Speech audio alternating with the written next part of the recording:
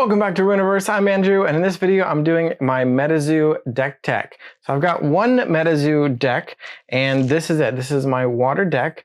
It was inspired by the Oklahoma octopus. When I saw this card, I just really wanted to build a MetaZoo deck. The idea that I could play 8 tentacles and just bring those out. So of course I've got my 8 tentacles here.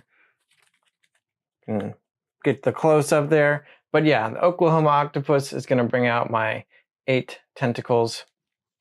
And I wanted to build a deck around that. And from there, I picked a couple other favorite cards, which I'll get into. So let's take it one card at a time, I suppose. So I did start with the Flying Manta Ray Nightfall pre-constructed deck.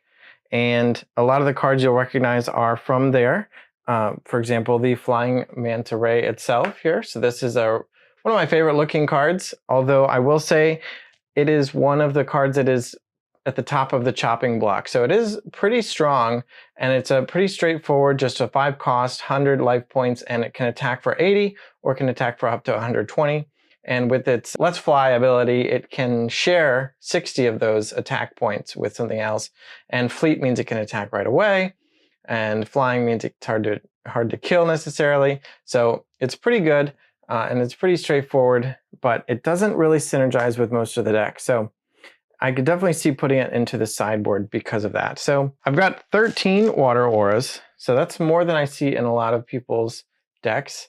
But for now, I've got 13. I might go to 12. But I also do have 2 of the Mermaid Scales, which is a 0 cost artifact and can make 2 water aura, which is powerful for reasons other than just the obvious. I have the Chaos Crystal, so this is a 0 cost that can generate 3 aura. This one does not synergize with the rest of the deck, but it's very strong, especially if you can get it out early and really ramp out a quick game. But it actually is frustratingly anti-synergistic with some of the other elements. So I guess that's the aura base, if you will, the water aura, the Mermaid Scales, and the Chaos Crystal.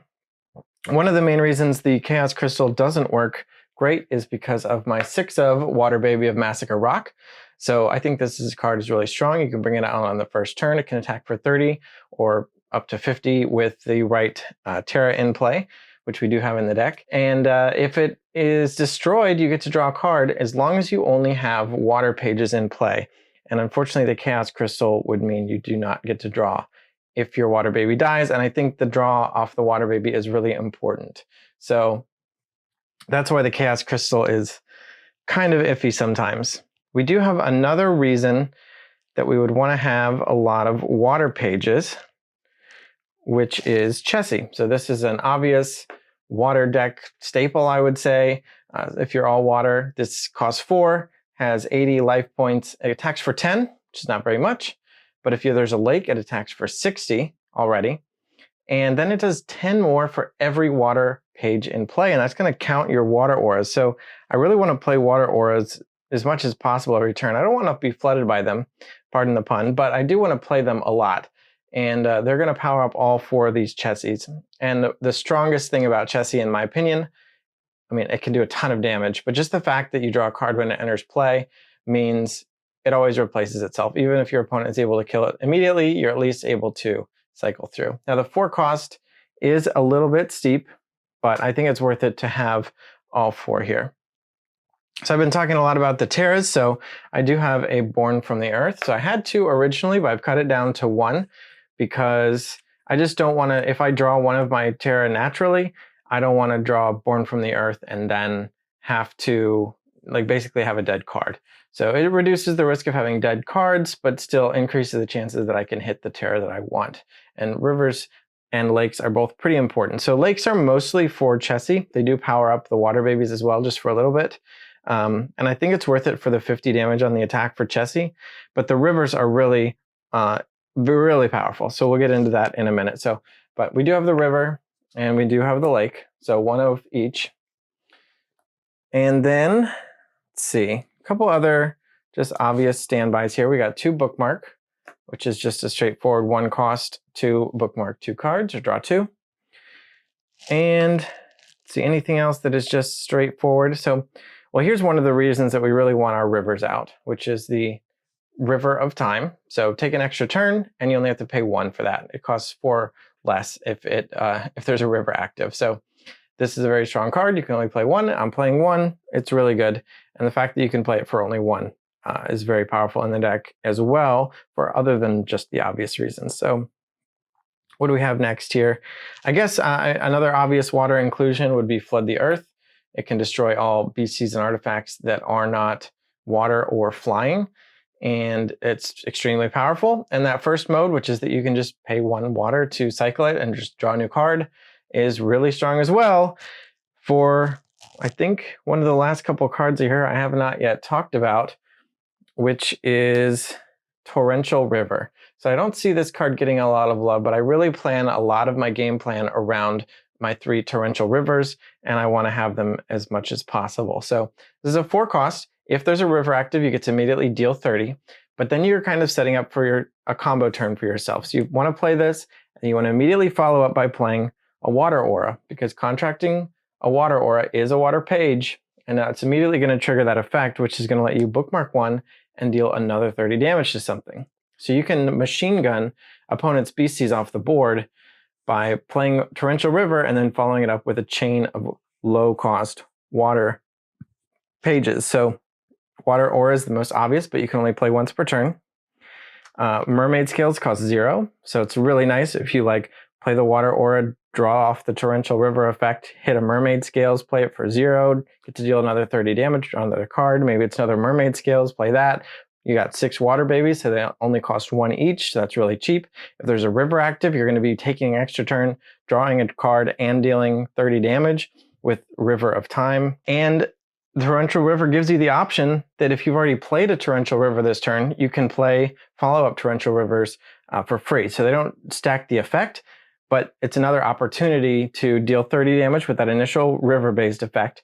And then, of course, you're just triggering the initial Torrential River, which is just going to let you bookmark 1 and deal 30 off of that. So I don't always like to play the free ones, because I'd rather save another one for a future turn, or I'm just going to chain everything off again. But it is an option if you need to clear off the opponent's board, or you really just want to get a little bit deeper into your deck. You can play those for free. And of course, again, the Flood the Earth is going to let you use that initial mode, which is just to cycle for 1.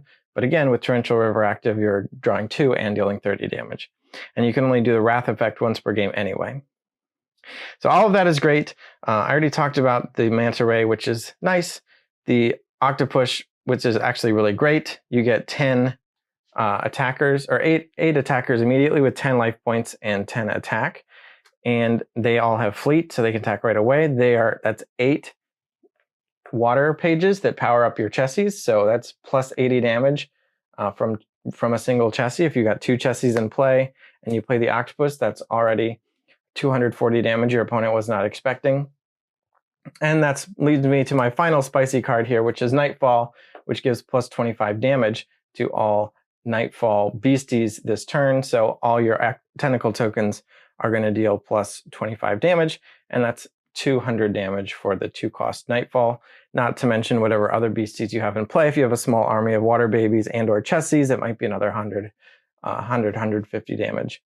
But yeah, the real combo here is you want to combo Nightfall with the Oklahoma Octopus Tentacle tokens. Also combo the tokens with the chessies. And then, of course, the Torrential River combo, which is just play Torrential River, follow up with free or cheap water pages, and draw a bunch of cards and do a bunch of damage. So you can wrath your opponent's board with the river or with the flood, which is all great. So that's the main deck. I see water decks that are similar to this, but I don't see the Torrential River. I don't necessarily see the Octopus always, or I certainly don't see the Nightfall. Honestly, the Nightfall is getting a little bit too cute. It might not really be worth its slot, but I like to get a little silly. So here it is. I will say this card and the Manta Ray and possibly the 13th Water Aura are potential cuts for Loveland Frogman. It's not super synergistic with the deck, but just being able to draw an extra turn, or draw an extra card every turn and slow your opponent down with its ability is really good. The fact that it only costs 2 as a water page means it's potentially usable on a Torrential River turn. So Loveland Frogman, I initially overlooked it, to be honest, but now that I have noticed its potential, it is a bit expensive. So I don't have them right now, but if I ever happen to run across 2 Loveland Frogmen, I'd find somewhere to put them into the deck. At the very least, I'd try it out. So I do have a sideboard for now, which is certainly not final. It's a bit cobbled together. I've got 3 Dampens. So this is a card you might expect to be in the main deck of a water deck, but just cancels a spell, which is nice. There are spells that you would want to cancel. To be honest, I have not played a lot. However, I played against one of my friends but he only played with the precons. So if you stay tuned to the channel, I'm going to try to get those videos up where you can see how the deck played out.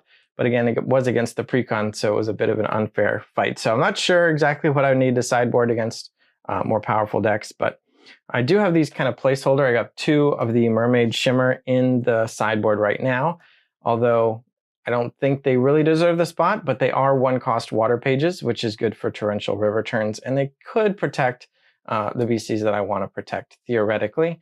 The Smoke Bomb, I forget what it's called, but that one's a better defense for that kind of thing. But the fact that the Mermaid Shimmer combos with Torrential River is nice.